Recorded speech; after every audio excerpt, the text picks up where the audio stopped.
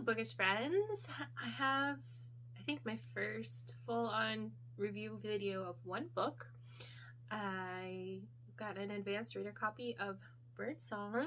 It's 7 short stories by 7 different authors, and it came out on Wednesday, and this is going up on Monday. And the publisher said it was going to keep the pre-order price of 99 cents through the first week. So you have like 1 or 2 more days if you still want to get it at that price for the ebook. And yeah, I quite enjoyed the 7 stories. I'm going to give a spoiler-free review of the various ones. And this is a great way to just try out some authors. I had read from at least 2 of these authors before. And yeah, I actually want a paperback copy. It's coming after this video goes out, and I'm really excited because I really did enjoy these books, and I'll be glad to have one of them, especially in paperback, to go with my book strings collection here. So yeah, the first book was, the first story was titled The Weekend by Sarah Davison. And the main character, he works undercover trying to get like gang members and stuff like that arrested.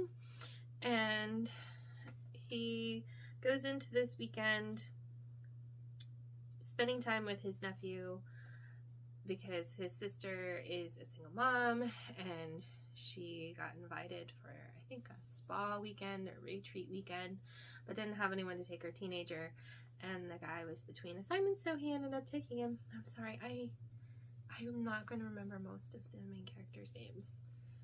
I could have looked them up, but with 7 stories, it's a lot of names. But he takes his nephew, and he realizes he doesn't have to be so focused on work. He could take more time to help his sister, spend time with his nephew. And yeah, it was good to see that self-reflection and realizing that God wants him to be more involved with the people in his life.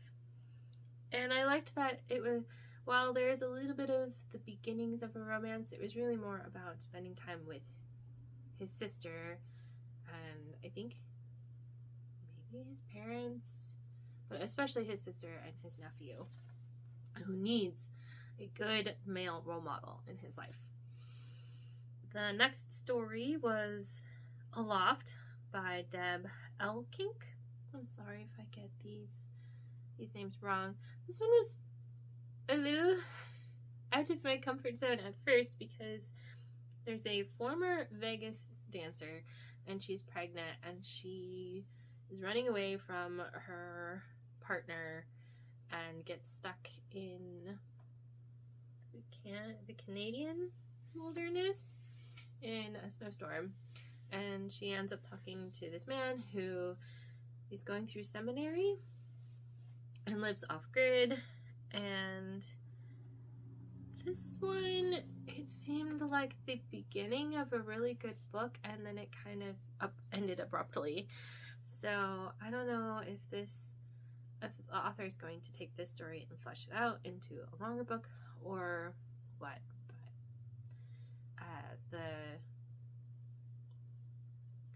the seminary student had started to plant seeds in her that she doesn't need to live life this way, and even though she's been making so many mistakes, she doesn't have to run away and can find stability in God. The third story was Misguided Devotion by Stacy Monson. The female main character was a teacher trying to plan her baby sister's wedding.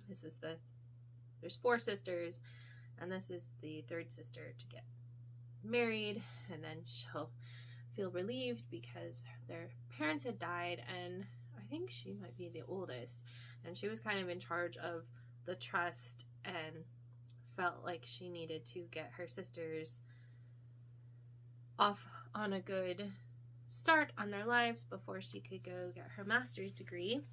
And the guy is a widower with a little girl, and he owns a flower shop.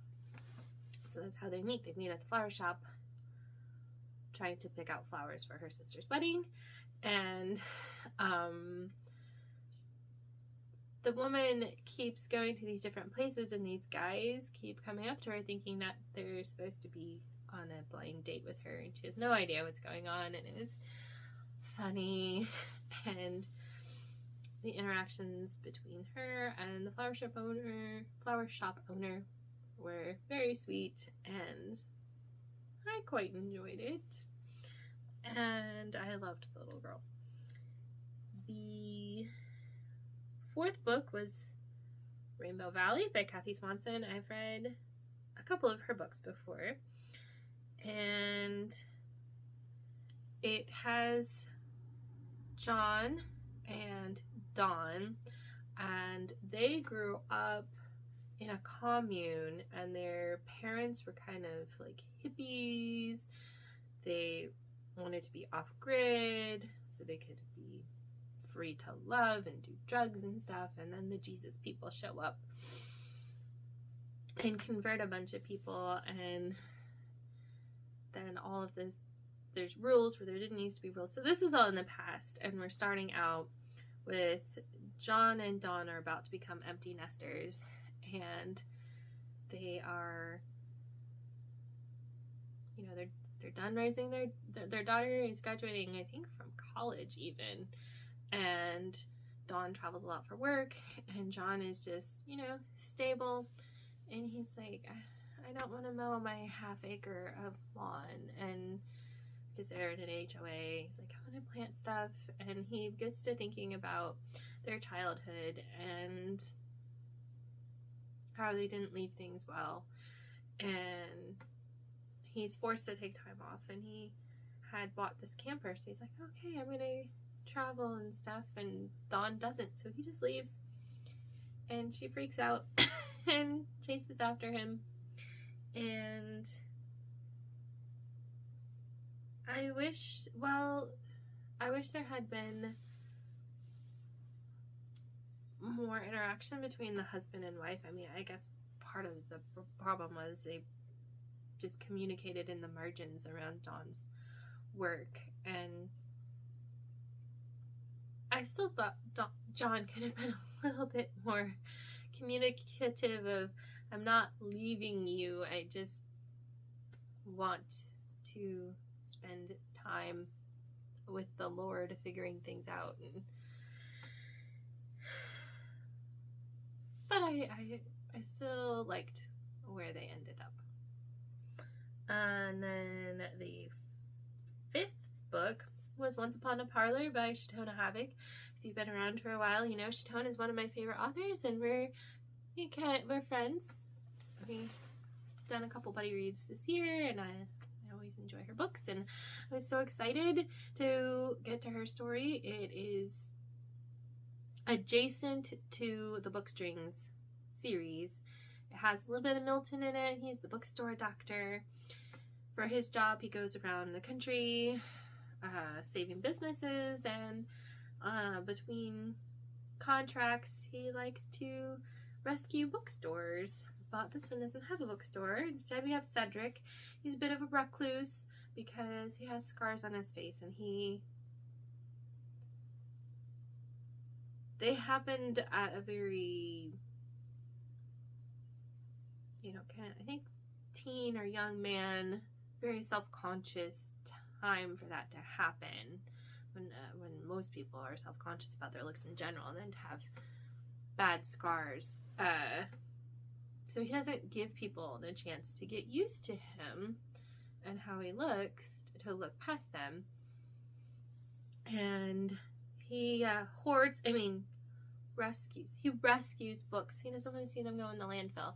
So his house is packed full of all these books. And Milton comes across him and finds out about it and tries to convince Cedric to open a bookstore, and my only complaint is that I wanted more time with the characters. I loved them. And in honor of Cedric, my little owl mascot back here, this one is Cedric. He can represent book strings. Maybe I should name one of the other ones Atticus, not Finch. Although he's a parrotlet. Those are all owls. Yes.